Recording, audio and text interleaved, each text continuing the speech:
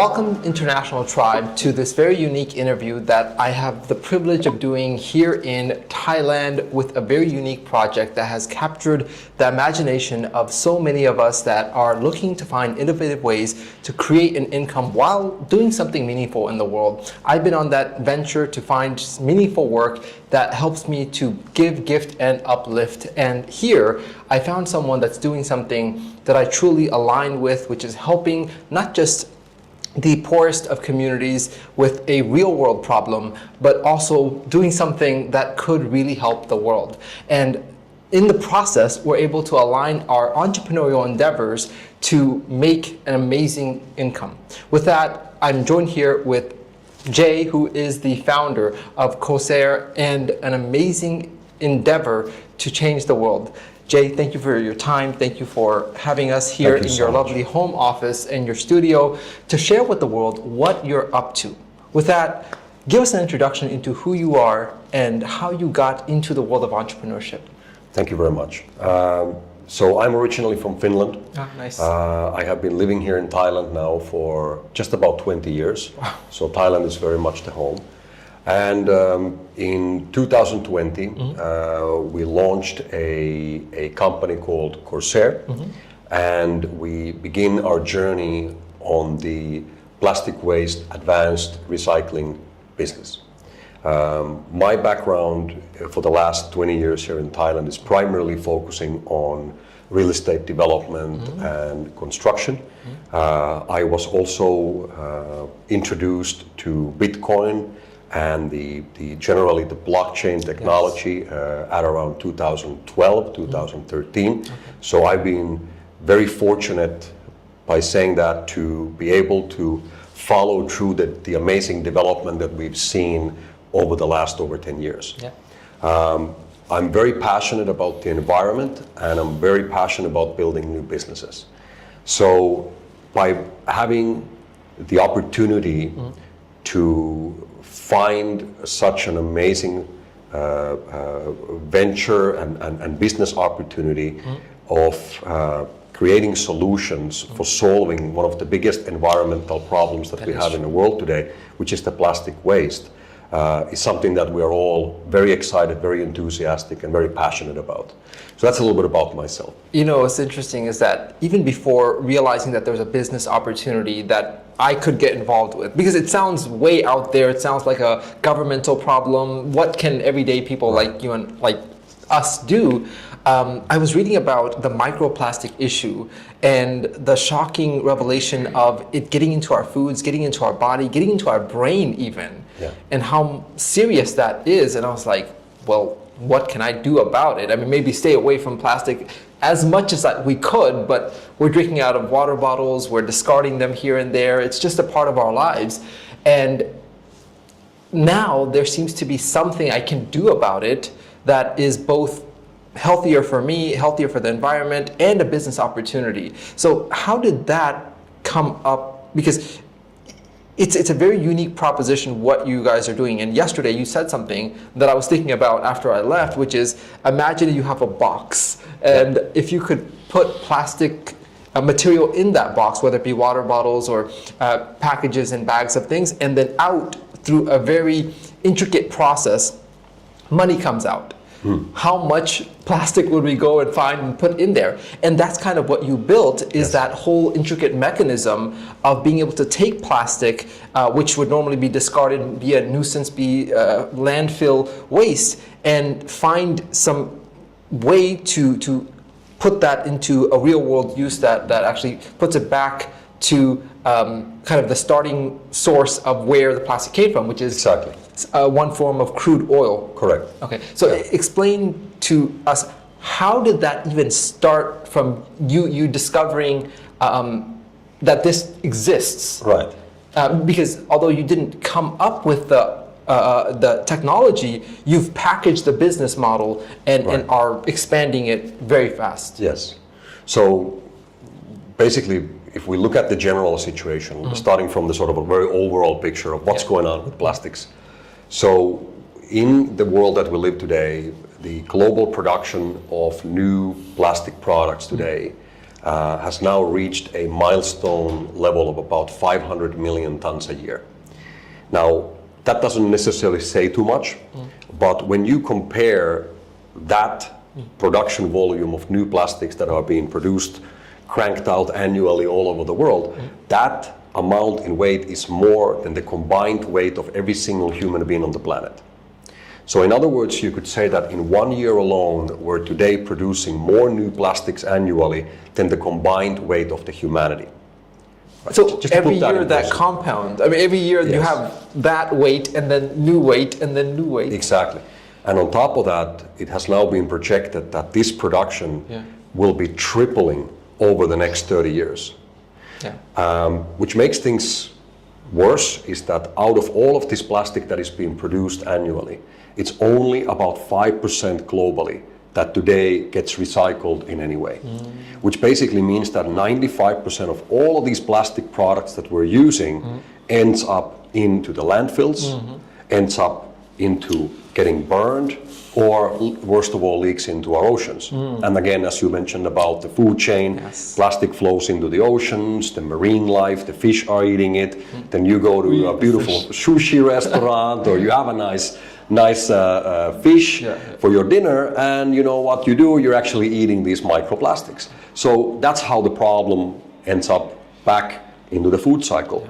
So we, as a company in 2020, as mentioned before, we got introduced by a local university here in Thailand for the concept where we could actually take this plastic waste and we could convert it back into its original form, which is crude oil. So what maybe comes as a surprise for even many is that all of these plastic products, the plastic bottles, the bags, the wrapping materials, everything is made from crude oil. And through an advanced recycling technology and process called pyrolysis, we are actually able to convert the plastic back into this liquid form. Now, we've been doing that now here in Thailand for the past 5 years. We work together with companies like Shell, who is basically our largest client at the moment, both here in Asia as well as in Europe. And what happens is once we've made that plastic into oil, the petrochemical industry, the ones that actually make all these plastics and create the chemicals for them, can now use our oil to make new plastic products. So in simplified terms, an old plastic bag gets converted into oil, and then that oil can be used again to make a new plastic bag. This leads into more circularity, where we can now create more environmentally friendlier and sustainable new plastic products. And at the same time, it reduces our need for the crude oil and pumping that oil from the ground, when we can already use the garbage that we have here to make the plastic that we need on our daily lives. That is really innovative, being able to use existing which is kind of an interesting cycle, because you use crude oil to make the plastic. Now use the plastic to make crude oil, which then makes the plastic. Exactly. So it's quite an interesting cycle. I'm curious though, why these big companies like Shell, why they're not doing it themselves? It seems to be an endeavor that's left up to independent entrepreneurial endeavors to create that. Shell, which is surprising, is buying oil from you instead of them creating the process themselves. Why is that? Yes, that's a very good question, by the way. And we actually asked this question ourselves from some of these guys, where we've had meetings with every petrochemical major out there, and we've already formed collaborations with several of them. And when I mean these companies, these are some of the biggest corporations in the world, not just the biggest oil companies, some of the biggest companies globally. Wow. And Shell has been our offtake partner now already for about 2 years. And this year we're going to also announce new collaborations that we've already done and started. But we did ask this question. In this case, we actually had a director of one of the largest oil and gas companies was visiting us here in Thailand, and over a dinner, we actually asked them and said, like, you guys made $20 billion profit last quarter. You have a warehouse full of chemical engineers and everything. So, like, why do you come to us? Why don't you guys do this? And his answer was actually quite brilliant. There was 2 steps to this. Number 1, they don't want to deal with the garbage. That's the biggest point. When we think about our actual operation, what we're doing is obviously we are dealing with waste, which means that we're dealing with landfills, we're dealing with waste sorting, we're dealing with all of those things. They don't want to get involved with that. That was their first answer. They don't want to deal with the garbage. They simply want the oil product, and that's it. And they're very happy to support somebody to do that, but that is not their business. They're oil and gas and petrochemical companies. They're not waste management companies. And this is also what people often maybe mistake. When we talk about oil, what these guys, in this case Shell, what are they buying from us? They're not buying actually oil, because they got a lot of oil. They're pumping out, I don't know how many million barrels a day or whatever. They got enough oil. What they're actually buying from us is liquid, recycled plastic. So yes, it comes in a form of oil, but actually it's not oil as we think of it, right? They got plenty of that. They don't need us to do that. But what they need is they need the recycled plastic. And the reason is that with all new, already existing and new regulations that are being implemented, for example, starting from this year, 1st of January, the plastic manufacturing companies, which are these petrochemical majors, that are now dealing, for example, within the European Union area, are obligated to use now a minimum of 30% recycled raw material in the manufacturing of new plastic products. So what happens there is that they are required to use these recycled feedstock raw materials in their production, and if they don't, they're paying very, very high penalty taxes for the EU. So because of this regulation, there is now a massive demand for recycled liquid plastic, which is what they're truly buying. So the first reason is that they don't want to deal with the garbage. The second reason, which I think he in this case, this gentleman made a very good point. He said that this industry, as they see it right now, is still in such an early stage, which means that you need the entrepreneur. And this comes back into your topic and the topic of the show here, is also that you can't, as a major corporation, hire a bunch of guys who work from Monday to Friday, 9 to 5, and say, hey guys, go build this new business for us. Doesn't work like that.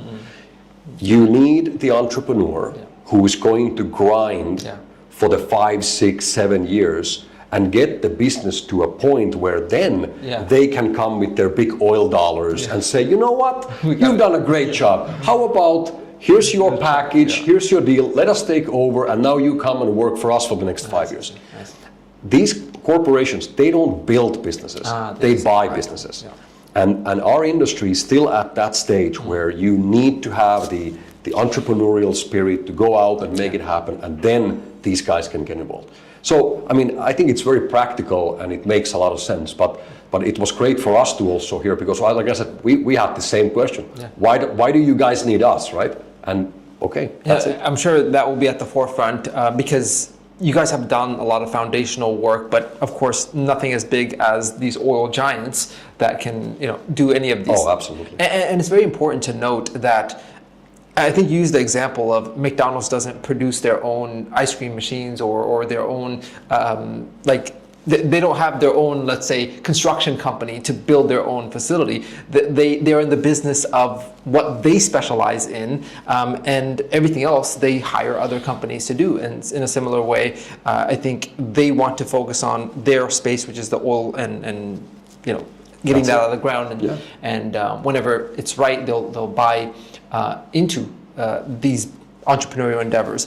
I wanted to cover 2 very major areas. One is why this unpatented technology that we're utilizing, just like Apple, that didn't necessarily make many things, they just put it together in a convenient way and had the appeal of the market and weren't first to market, but really captured the market as well. I think we are doing something similar here. So explain why someone else who can go out and buy this pyrolysis machinery would not be a threat to what you're doing. Yeah, that's another great question. Yeah. I love it. It's going to take a minute to explain no, of course. this topic, It's very important, though. It's very important. Okay, great. So, and you know, obviously, it's a very valid question to talk about competition and how do we see competition, what's the market, and so on and so on.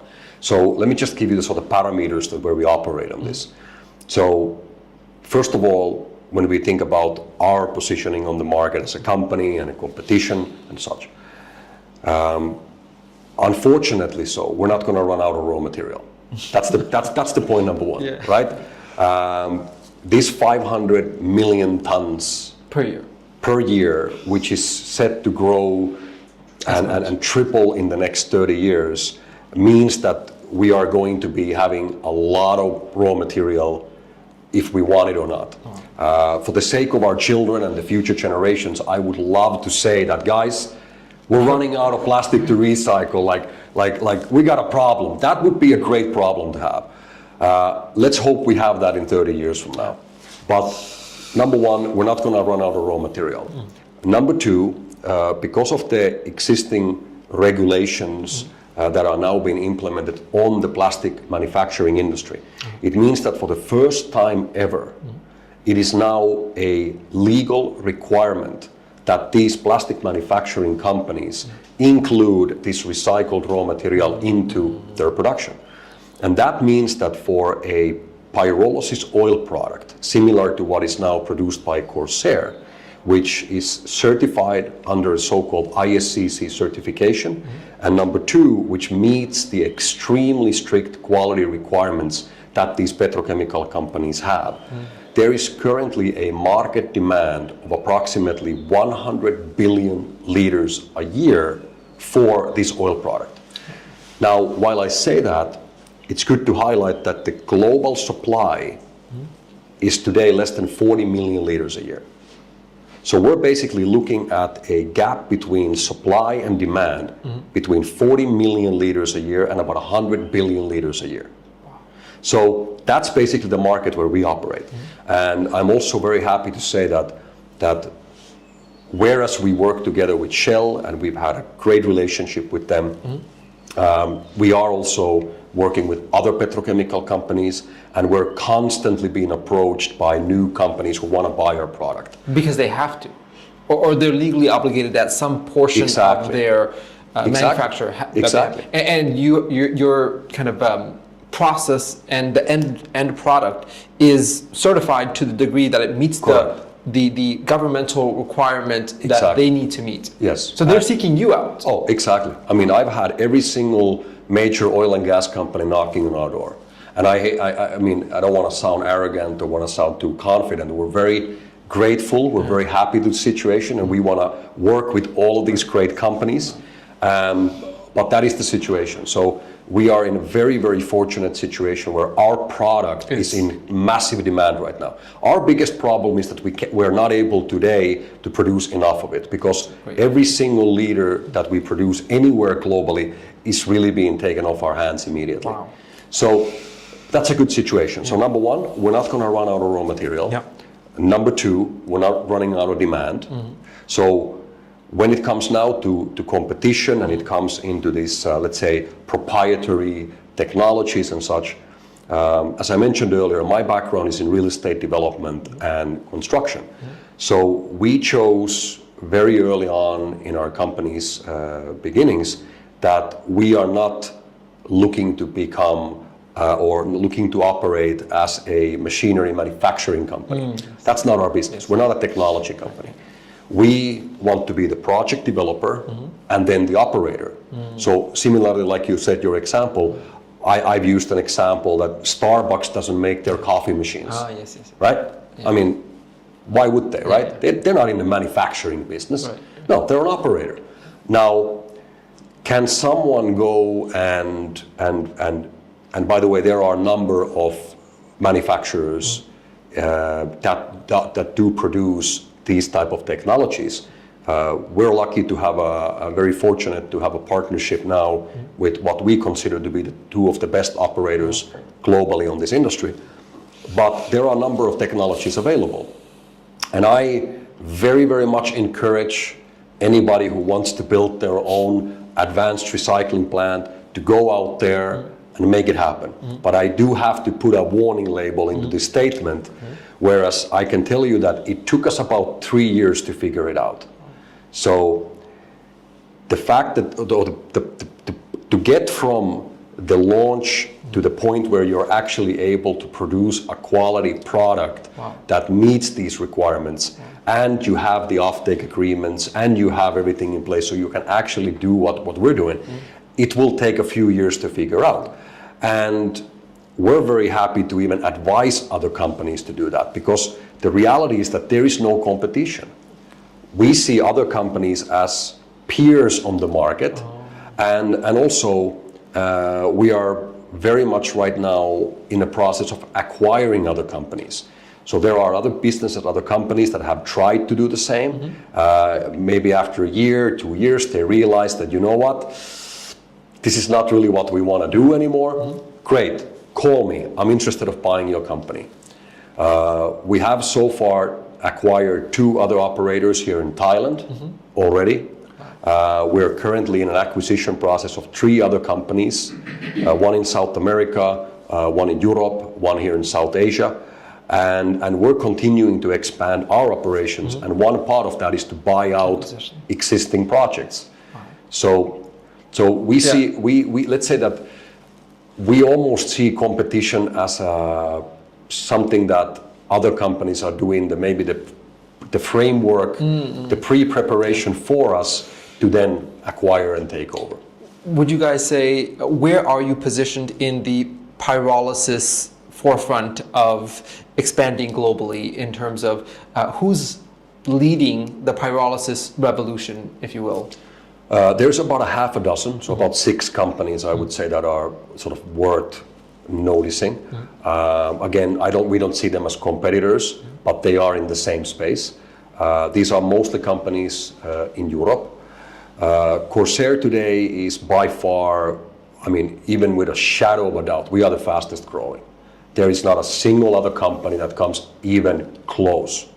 But there are companies that have been around already a couple of years before us, companies that have had the luxury of receiving large investments at an early on. I'm talking about hundreds of millions of euros and dollars to be put in the very early stage when they got started.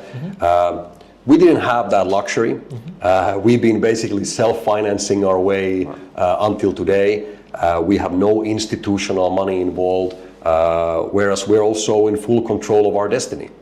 And we've been building this all by ourselves, and now, being 5 years in this journey, we're starting to receive support from the government. We've received a grant from the Finnish government, grant from the Dutch government. So things are starting to open up on that level as well. But when we look at the market and other operators over there are other operators that are basically doing the same, but nobody's expanding at the rate that we're doing. Wow, that's a lot to take in because, again, I look at it from a standpoint of how does the everyday person like us participate in something, and that's what you've also opened up, because this could have been just a venture capitalist opportunity, something that where people needed $1 million, 10 million. You guys are now collecting hundreds of millions of dollars to expand globally. The fact that you've opened this up to allow anyone, especially the countries and the citizens of those countries where they're most affected, where they're seeing their garbage and their plastic pile up and there isn't a really good waste management systems, and you're setting up both infrastructure there to resolve that, as well as allowing those citizens to be the participants on the financial side to kind of solve that problem and grow financially. It's quite remarkable, that win-win situation. Why have you taken a network marketing model approach, whereas you didn't have to? You could have gone venture capitalist. Another very good question. We always believe that the bigger the problem, the bigger the opportunity. Yes. And by saying that, I believe personally that this plastic waste problem that we have today, which again, just to remind everybody, is I mean, one of the biggest environmental problems that we've ever seen. Yeah. I mean, you just go to any of the beaches in the Philippines, in Indonesia, even here in Thailand, you see it. You walk around the beach, you see all the garbage flowing around.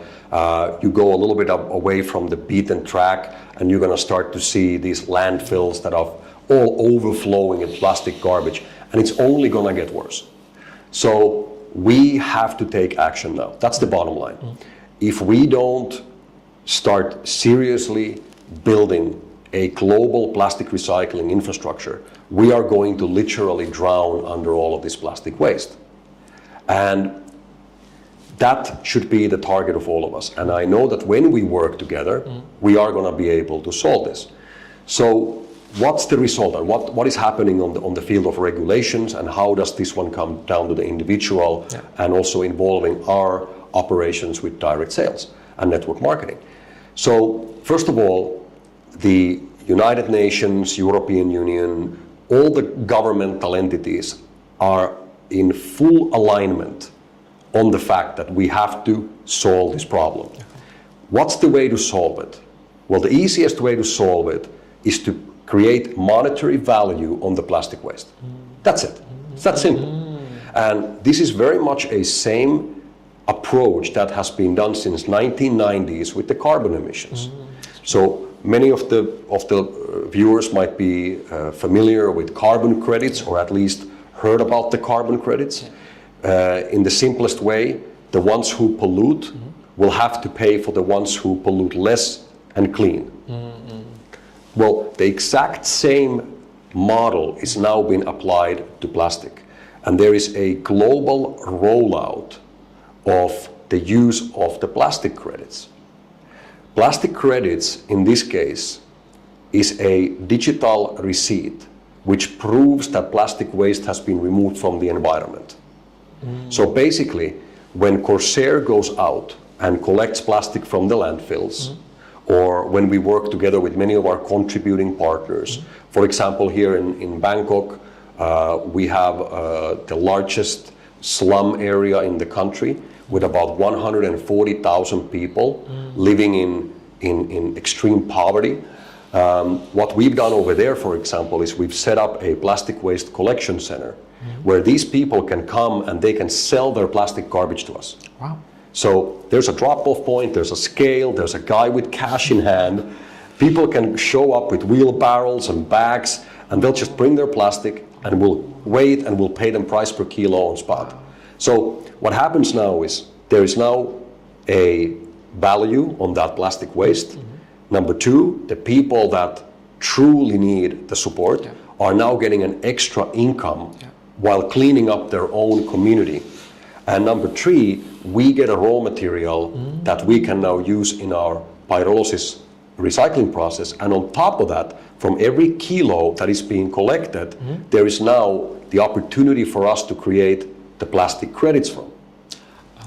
So the plastic credit, which is the digital receipt which is proving that this plastic waste has now been removed from the environment, can then be used by companies that pollute.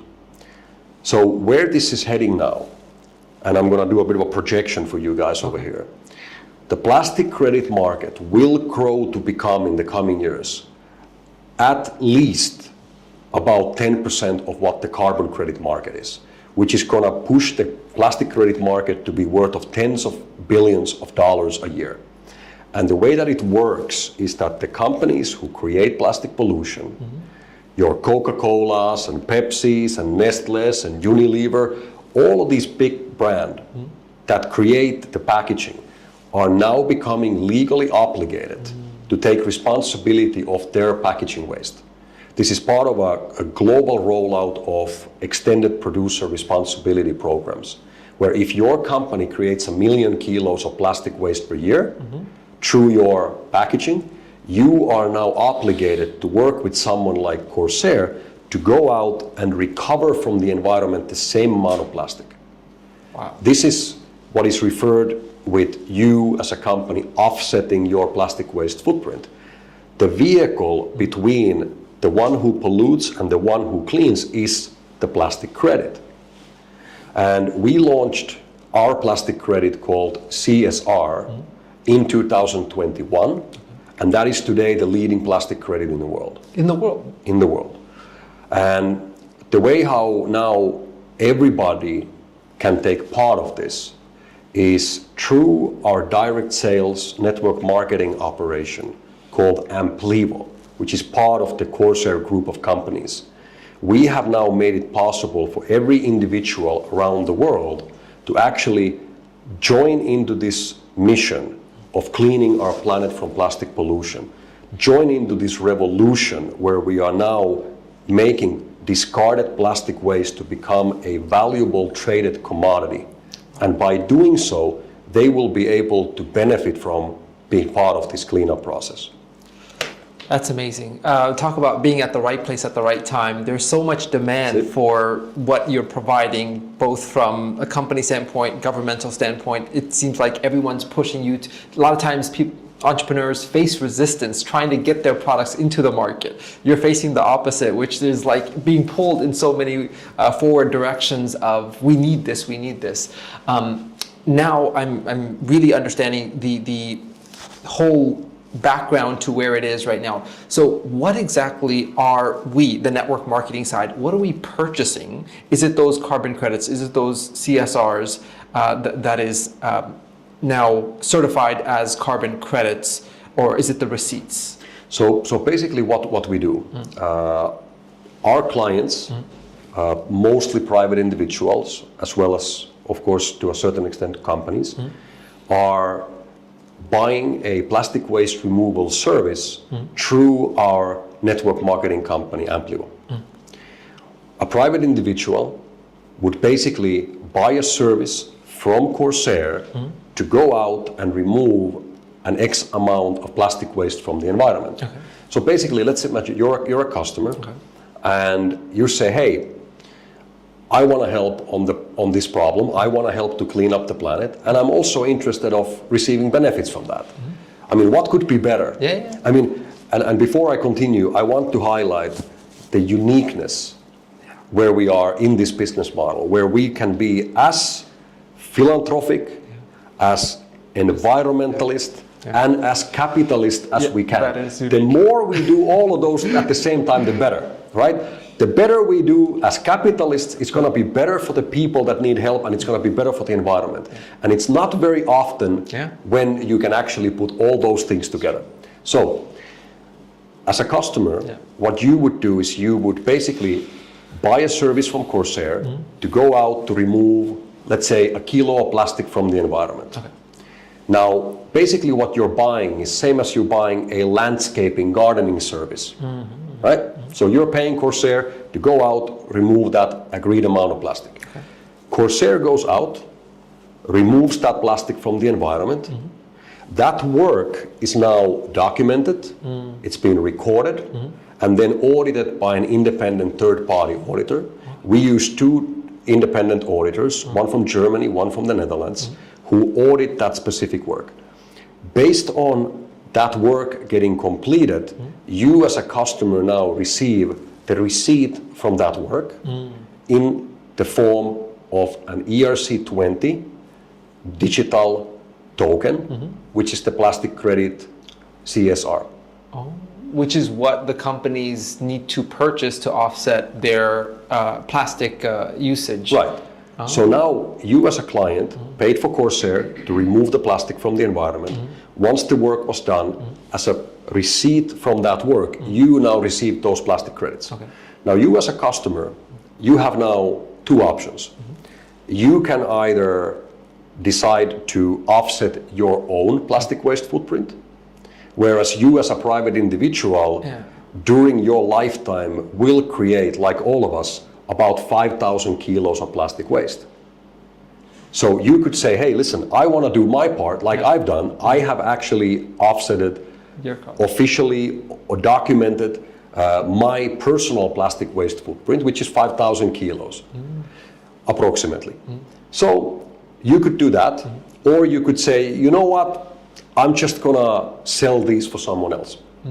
So on that option, you could take those credits, which operate on the Ethereum blockchain, and you could basically move those credits to any of the public exchanges that are trading the CSR plastic credits, and you could basically go and sell them for someone else. Now here's the interesting part. Okay.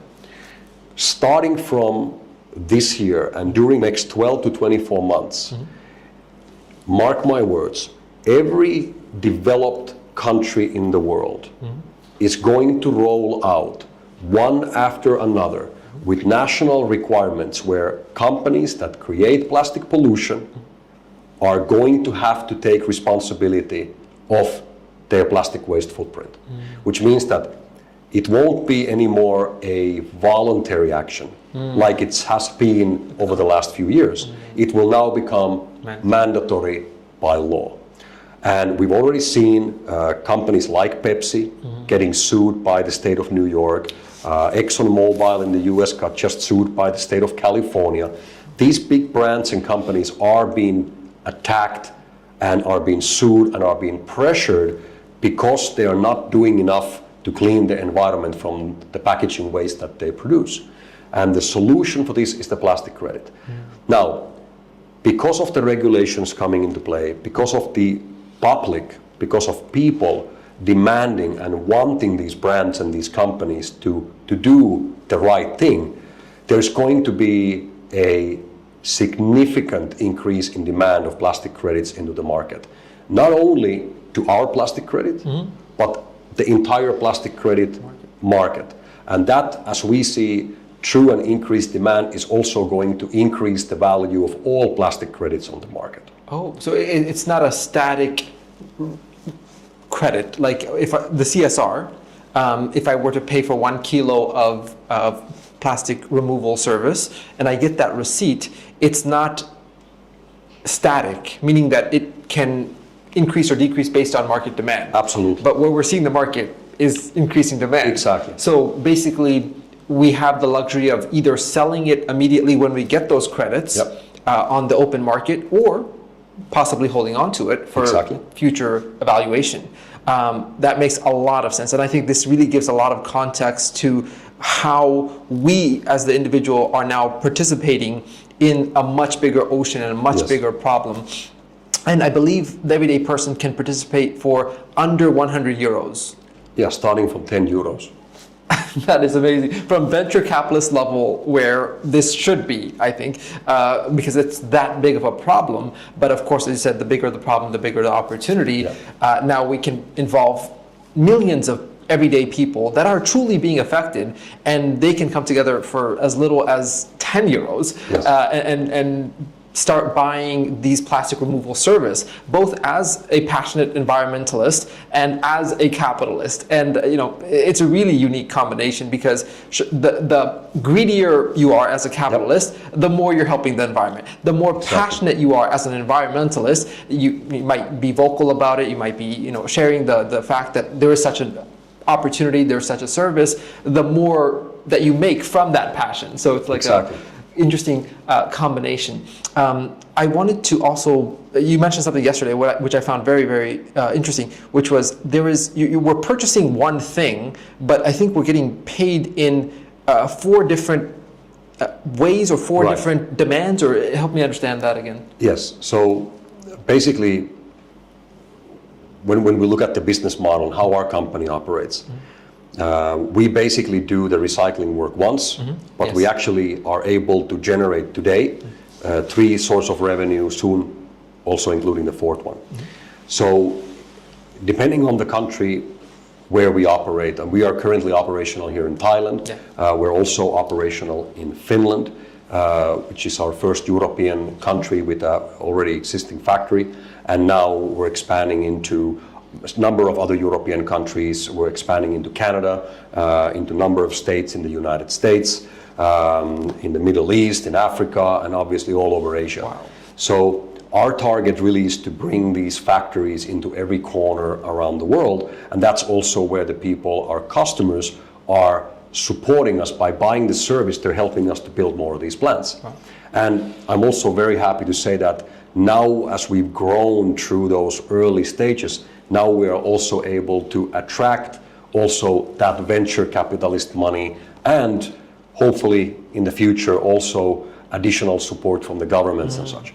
But when we look at the revenue models, so depending on the location, for example in Europe, in North America, we would actually be paid to receive the raw material.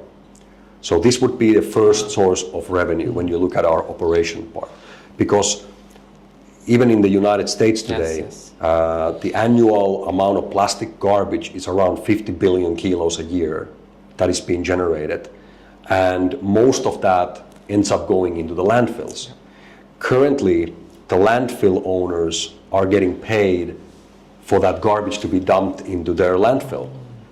In this case, in a similar way, we are receiving a gate fee of taking that plastic waste in. So that's the first source of revenue. Number two, once we convert that plastic into oil, which as a part of our process is very efficient. As an example, we can take 1,000 kilos of plastic waste, convert that into as much as 900 liters of oil. And whereas the market rate at the moment for our type of fuel product or pyrolysis oil product is roughly about $1 a liter. Okay. So that's basically what you could expect from this. So number one, we get paid to receive the raw material. Number two, we will sell the oil that we generate from the raw material. As a result of that on the side, we are also now entitled to create the plastic credits, which are basically a side product from the work that we're already doing. And then last but not least, we're also now able to involve with the carbon credits, which is the fourth revenue that we can generate from this operation. There's a development that is happening right now, which is not involving us, but we are a part of the industry, where we will be also able to access additional rights for issuing also carbon credits in the future. But that's still in the works. It's a good future. But it will definitely be there and continue to support our growth. You know, I took a 32-hour journey from the States to here, and just last night, from what I learned about everything that you said, I was like, wow, this was so worth coming out here, because as an entrepreneur, we're looking for the opportunities that allow us to be at the right place at the right time. And this is one of those places, because it is something we know that's a problem, but up to now, what could we do about it other than, being environmentalists and trying to take care of our little communities? Now we can actually, and I looked at the network marketing side, both the compensation as well as the rich history of many years of development. This is not something that is like just coming to market. Right. They're just in a state of expansion. But I think it's 5 years, maybe 60,000 reps that you guys have, people that have already made multiple 6, multiple 7 figures. Of course, that's dependent upon our effort. But the fact that people have, through such a kind of win-win, positive for our communities, positive for the environment, positive for global trend, made such income. It's one of those rare places where we're in alignment with where the world is headed. And so it's a really frictionless, I'm sure there's a lot of things that you guys have done in the back end to make it so that we can enjoy, being in the right direction of where the world is headed. One of the things that really sold me is the fact that I can come and not just meet with you and the company, but I can invite others to go and check out these plants. And I saw other videos of the, I think, Finland center where the people were invited, the everyday participants like us, going out there and seeing the facility and seeing firsthand the impact we're having and the process that they're going through, which is something that you have an open door policy for. So if you decide to participate, whether it's in Finland, whether it's here in Thailand, whether the many others that will be created in all over the world, some that I'm really excited about is the United States, Florida being the forefront, which is where I'm from, or Southeast Asia, where I spend a lot of time, or South America, wherever it might be. Whether we are there or someone we know is there, we can just say, hey, go check this out. And by the way, not only are they doing this, but there's a business component to it, which is, what's driving me to do this is, yes, I'm passionate about the environment, but I'm not going to go out of my way to spend the time that I could be as a capitalist to try to take care of that. But when you can bridge those two together, you'll bring a lot of those passionate entrepreneurs into this space that was normally led by fanatical environmentalists that were trying to resolve it by just saying, stop using plastic, which is hard to do. So now we can find a win-win situation. I just want to conclude by, where do you see this going in the next 18 months to few years? From the global standpoint, I believe that, as said before, all parties, all decision makers are very much in alignment that we will have to stop the plastic pollution. And we've also, everyone's come to a realization, like you said, that just saying, hey, let's stop using plastic is not the solution. So plastics, if you want it or not, are going to be part of our life. It's going to be part of our future. And we need to look at plastic in a way that it's not the plastic itself that is the problem. It's what do we do with it after we've used it.